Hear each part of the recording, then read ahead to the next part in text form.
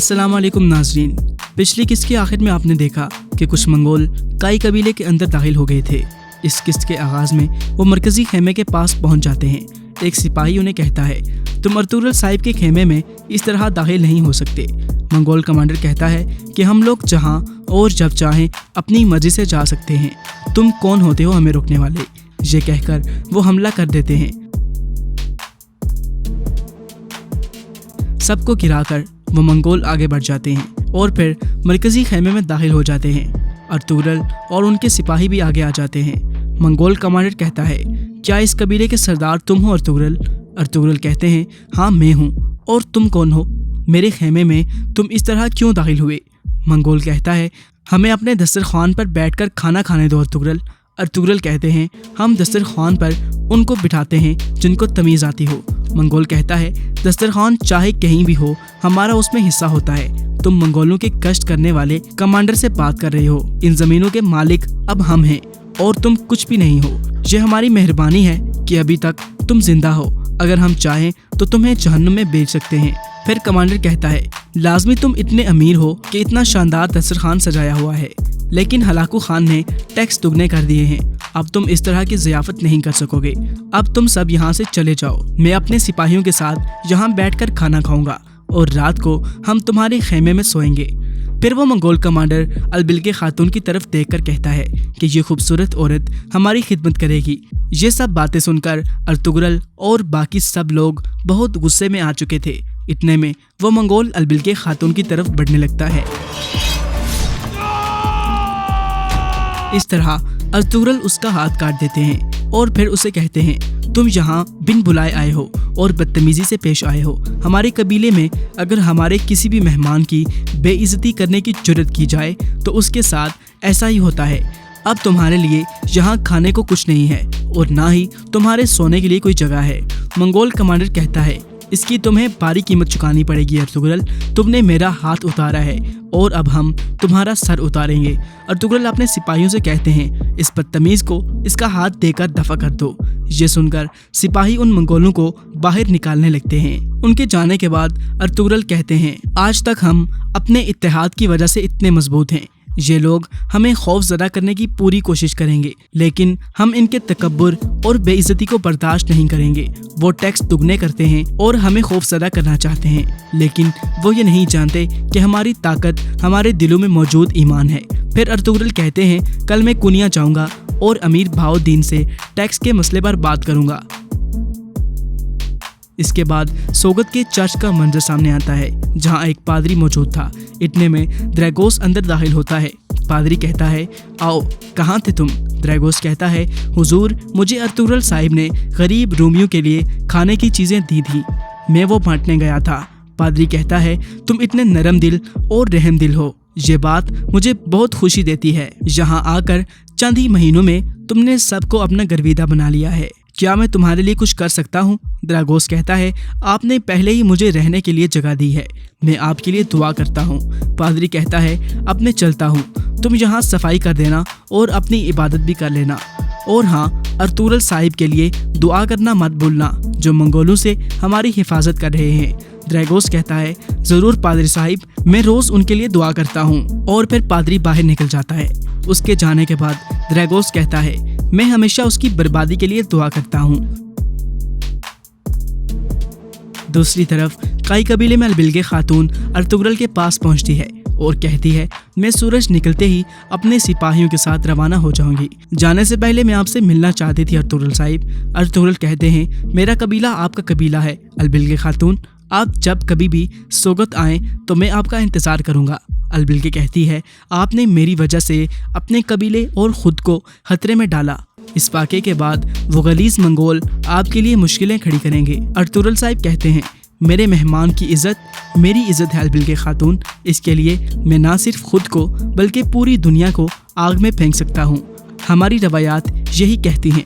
अलबिलगे कहती है, शुक्रिया अर्तुगरुल साहिब। फिर वो अल्लाह हाफ़िज़ कहकर बाहर निकल जाती है। इसी दौरान कंदोज दूसरे खेमे में बिस्तर पर लेटा हुआ था और उसकी आंखों में आंसू थे। अर्तुगरुल आकर एक नज़र उस खेमे में देखते हैं और सबको सोता देखकर वापस मुड़ जाते हैं। इसके बाद अर्तुगरुल वापस आ जाते हैं और अपनी वालिदा के साथ बैठकर बातचीत करने लगते हैं। इसके बाद वो अपने बच्चों के बारे में बहुत से खदशात का इजहार करते हैं कि अगर उन्हें कुछ हो गया तो मैं क्या करूँगा। खाइमा खातून कहती हैं, जैसे मैं हमेशा तुम्हें नसीहत करती हूँ, अब तुम किसी औरत से शादी कर लो बेटा। इस खैमे को और तुमको एक औरत की ज़रूरत है। अब मैं बूढ़ी हो चुकी हूँ, जल्द में किसी काम की नहीं रहूँगी। ये सुनकर अर्तुगरुल काफ़ी गमगीन हो जाते हैं। इसी दौरान अलबिलगे खातून भी एक खैमे में मौजूद थी और अर्तुगरुल के साथ होने वाली आखिरी बातचीत के बारे में सोच रही थी। ये सोचकर वो मुस्कुराने लगती है। इसके बाद अगला दिन शुरू हो जाता है।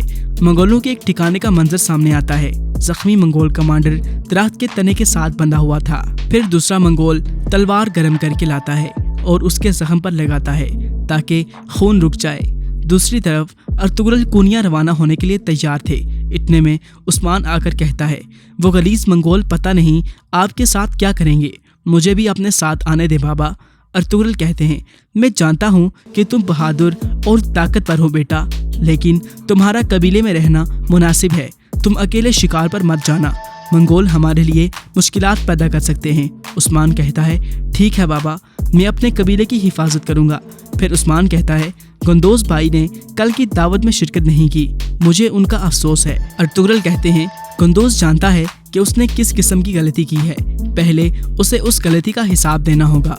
उस्मान कहते हैं, आप हमेशा हमें मुआफ़ कर देते हैं ना बाबा, क्या आप एक और दफ़ा उन्हें मुआफ़ नहीं कर सकते। अर्तुगरुल कहते हैं, अगर इंसान की गलती उसके अपने लिए हो तो उसे मुआफ़ किया जा सकता है, लेकिन अगर कोई अल्लाह की आयत की हुई हदूद को तोड़ता है तो उसे मुआफ़ करने का हक हमारे पास नहीं है। तुम्हारे भाई को पहले अपनी गलती की कीमत चुकानी पड़ेगी ताकि वो शर्मिंदा होकर तौबा करे और मुआफ़ी मांगे। ये कहकर अर्तुगरुल उस्मान को प्यार करते हैं और फिर रवाना होने के लिए तैयार हो जाते हैं।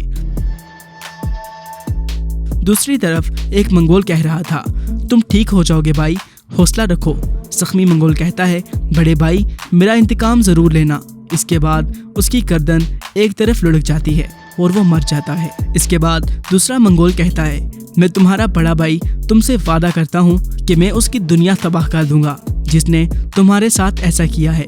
इसके बाद वो खड़ा होकर सिपाही से कहता है, 2 आदमी को काई कबीले की तरफ भेजो, वो छुपकर कबीले पर नजर रखें और जैसे ही अर्तुगरुल कबीले से निकले तो फौरन हमें इत्तला दें।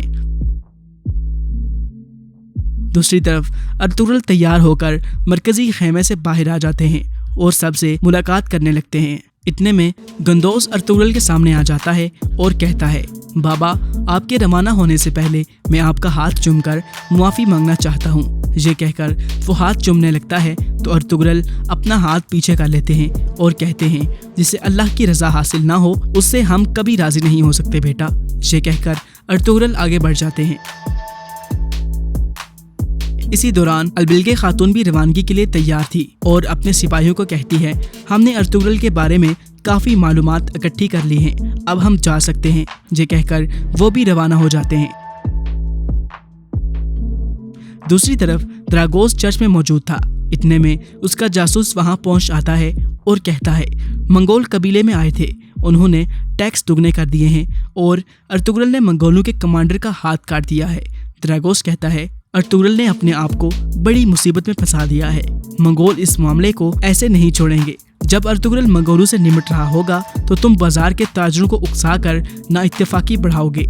कुछ देर के बाद दूसरा आदमी अंदर दाखिल होकर कहता है, उस्मान को बचाने वाली औरत का नाम अलबिलगे है, वह चौबान कबीले से है और सोगत से सामान खरीदने आई थी और इसके अलावा त्यूकलस और उसकी बेटियां काई कबीले में मौजूद हैं। द्रागोस कहता है, हमें लाजमी त्यूकलस से छुटकारा हासिल करना होगा। तुम कबीले में चीजें खरीदने जा सकते हो और इसलिए ये काम तुम करोगे। दूसरी तरफ काई कबीले में हकीम आर्तुक कुछ भेड़ों का मुआयना कर रहा था, जबकि साउची एक किताब लिए उसके साथ था। फिर हकीम आर्तुक कहता है, इनकी आंखें खूनी हैं और इनके मुंह से पानी निकल रहा है और इन्होंने अचानक खाना छोड़ दिया है। ये सुनकर साउची कहता है, इस बीमारी का नाम टॉक्सिनिया है आर्तुक साहिब। ये सुनकर हकीम आर्तुक मुस्कुराने लगता है और फिर कहता है, चलो फिर इनका इलाज करते हैं। दूसरी तरफ अलबिलगे खातून अपने 2 सिपाहियों के साथ एक जंगल में पहुंच जाती है। एक बुजुर्ग आदमी अलबिलके से कहता है, खुशामदीद मेरी बेटी। अलबिलके कहती है, खुशामदीद बाबा। फिर एक तरफ जाकर वो पूछता है, क्या तुम मेरे लिए अर्तुगरुल और सोगत की खबर लाई हो बेटी? अलबिलके कहती है, हाँ मैं काफ़ी खबर लाई हूँ। दूसरी तरफ अर्तुगरुल का काफिला कुनिया की तरफ रवाना था। इधर अलबिलके का वालिद कहता है, अच्छा तो सोगत का बाजार हमारी सोच से भी बड़ा निकला। और अर्तुगरुल वो किस तरह का आदमी है? अलबिलके कहती है, वो एक बहादुर आदमी है बाबा। आसपास के कबीले और रूमी लोग उसके वफादार हैं। रूम के लोग शहनशाह के बजाय अर्तुगरुल का हुक्म मानते हैं। अर्तुगरुल ने उनकी वफादारी अपने इंसाफ के जरिए हासिल की है। बूढ़ा आदमी कहता है, तो वो कुनिया जा रहा है। अब चीज़ें और भी आसान हो जाएंगी। जब वो वापस आएगा तो उसे बिल्कुल मुख्तलिफ सोगत मिलेगा। इतने में एक और आदमी वहाँ पहुँचता है। बूढ़ा आदमी उससे पूछता है, क्या सुल्तान ने फरमान जारी कर दिया है? आदमी कहता है, जी हाँ सरदार, ये लें। फरमान लेकर वो मुस्कुराने लगता है। दूसरी तरफ अर्तुगरुल का काफिला रवाना था। इतने में मंगोल हमला कर देते हैं।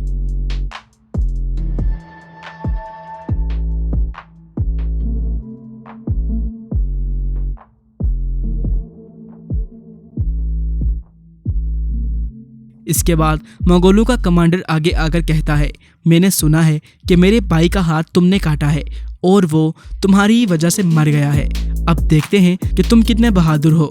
अर्तुगरुल कहते हैं, मैंने तुम्हारे भाई का हाथ काटा, लेकिन लगता है तुम्हें सबक नहीं मिला। अब मैं तुम्हारा बेअकल सर भी काट डालूंगा। फिर मंगोल हमला कर देते हैं। एक घुड़सवार अर्तुगरुल को वहां से घसीट कर ले जाता है। तुर्गत और बामसी आगे बढ़ने लगते हैं, लेकिन उनके सामने कुछ मंगोल आ जाते हैं और लड़ाई शुरू हो जाती है। दूसरी तरफ अर्तुगरुल को घसीट कर ले जाया जा रहा था। एक जगह पहुंचकर वह मंगोल रुक जाते हैं। अर्तुगरुल रस्सी काट देते हैं और खड़े हो जाते हैं, लेकिन इतने में एक मंगोल वार करके अर्तुगरुल को गिरा देता है और आसपास मंगोल जमा हो जाते हैं। फिर मंगोल कमांडर आकर कहता है कि मैं अपने भाई का इंतकाम जरूर लूंगा अर्तुगरुल। अब मैं तुम्हें ज़िबह कर डालूंगा और फिर तुम्हारे सारे कबीले को भी ज़िबह कर डालूंगा। ये कहकर वो अपनी तलवार अर्तुगरुल को मारने के लिए हवा में बुलंद करता है। और यहाँ पर इस किस्त का एख्तिताम हो जाता है।